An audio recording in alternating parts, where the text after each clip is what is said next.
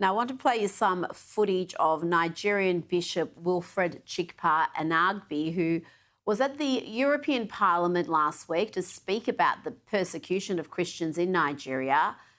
And Josh, he was heckled by pro-abortion activists. They were shouting abortion is a human right. The man is there to plead for help for his people who are being slaughtered. He urged the European officials to not remain silent about the killings of Christians. He said the blood of Nigeria's martyrs cries out for help. Do not remain silent. But Josh, he's got these pro-abortion activists trying to hijack the event. So this is what the left does: is they will attach themselves, they will glom onto something about your persona, something about your identity, in order to try to impeach your credentials on a totally unrelated issue. How do I know this? Because it's literally happened to me. Just over a year ago, actually, I was doing a Federal Society law school event at Loyola Chicago, a small Catholic law school in downtown Chicago. I was supposed to debate a professor there on Trump versus the United States, the major Supreme Court case last year about presidential immunity in the context of the Biden-Merrick Garland lawfare. Okay, long story short, there were probably 15 to 25, give or take, students for justice in Palestine, pro-Palestinian Arab, really anti-Semitic protesters who had signs: Josh Hammer supports genocide, Josh Hammer is a fascist, this, that. They're all because I am Jewish and a supporter of the state of Israel. But I wasn't there to talk about it. I was literally there to debate a constitutional issue, a major Supreme Court issue that came back last year dealing with Article 2 executive power. So I sympathize with this RCC bishop in Brussels, because it's literally happened to me, where the left attacks you for something that is core to your personal identity and has nothing whatsoever to do with what you're talking about there. This is who they are, Rita. They are obsessed with your skin color. They are obsessed with your sexuality. They are obsessed with everything other than the merits of your argument, when Martin Luther King Jr. referred to as the content of your character. They don't care an ounce for any of that. They care only about superficial identities there, and that is what happened to this bishop. That's what happened to me, sadly, in Chicago 1 year ago as well. Now, let's talk about the shocking attack against two National Guard members in DC by an Afghan national. This has really highlighted, Josh, the botched withdrawal of Afghanistan again, one of the most shameful episodes of the Biden administration. And we saw after that the granting of asylum to thousands with barely any vetting. How deep is this problem? Was this just one bad apple who got through, or was the vetting pretty weak? Oh, no, it is far more than just one bad apple. Literally just over this past week, actually, they arrested another Afghan quote-unquote refugee in the state of Texas. This other refugee in Texas was arrested for posting online about making a bomb. Another guy who came over during the same post-2021 Afghanistan withdrawal Operation Allies Welcome, or whatever happy-sounding platitude the Biden administration gave to that operation there. I mean, this has been a ticking time bomb since day one. The fundamental problem, and by the way, on some estimates here, you're talking about upwards of 80,000 Afghans who came in over the course of this program and related programs. That is an astonishing number. I mean, it kind of harks to memory Angela Merkel with the million Syrian refugees back during the Bashar al-Assad era there. I mean, what are these Western countries thinking? I mean, like, literally, what are they thinking? I mean, this is the toxic empathy. This is civilizational suicide via faux compassion. That is frankly what it is there.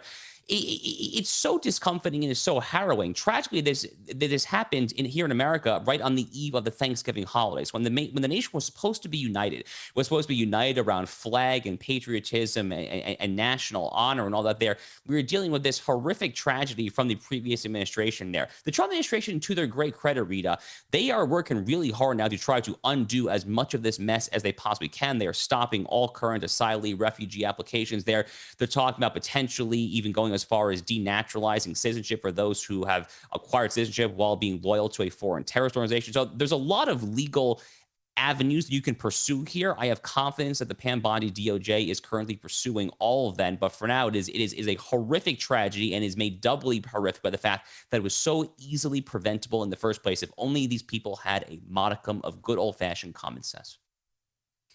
And we've seen some really dangerous rhetoric from some Democrats who should know better. Even members of the so-called seditious six, Alyssa Slotkin, was on television just a week or two ago before this attack, saying that she feared these National Guard members would start shooting citizens in the street.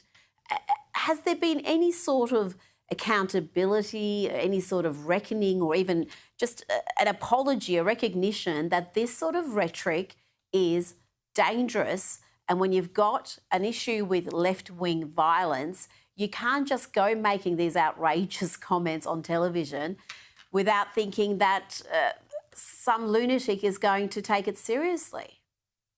Rita, if they have done anything to try to show they have any remorse or any regret for the language they use to describe their political opposition, aka us, I've not seen it. If they've shown any remorse, certainly it has gone right above my head.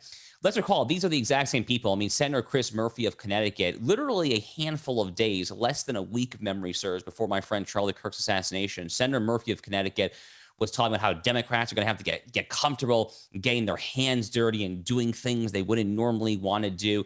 These are the same folks who barely batted an eyelash after a bullet came within millimeters of assassinating Donald Trump on international global television in Butler, Pennsylvania. The same folks who have just continued to double and triple and quadruple down when it comes to calling all of us on the side of civilizational sanity. They call us fascists and tyrants and Nazis and Hitlerites there. They have not stopped their rhetoric for a second. I suppose it must be good for their left-wing fundraising. I suppose it makes them feel good. They can morally preen from the cameras in front of the mirror there. They look good for their very far left blue check Twitterati echo chamber, but it's having real horrible effects in the real world. Really, really, really, really bad effects. And made this young, brave, courageous 20 years old, a 20-year-old National Guardsman from West Virginia, may her memory be a blessing. And if the Democrats decide to just keep on steering straight ahead and to continue to not change their horrific rhetoric that they used to describe all of us there, Rita, I sadly fear the result will only be more of where that came from. I hope I'm wrong, but that's my prediction.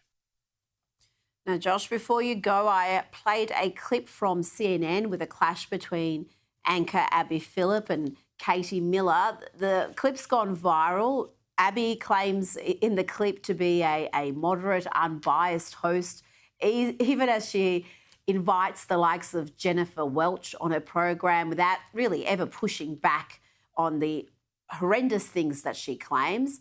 And far worse than that, she's appeared on Welch's podcast. She's appeared on Joy Reid's podcast. How can she claim that she's somehow holding herself to a higher standard than the people she criticises? Oh, she can't. She obviously can't. Now, look, I mean, Rita, the funny thing about Abby Phillips's nighttime CNN program is that it's must-watch television for one reason and one reason only, and it's not the reason Abby Phillips would like you to tune into her program. It's must-watch television because I tune in sometimes to see just who will be the conservative of the evening. It's usually Scott Jennings, but whether it's Scott Jennings or someone else who's just going to own Abby Phillips and going to own all these various other left-wing fanatics who invariably get on there and spout their stupid, idiotic talking points.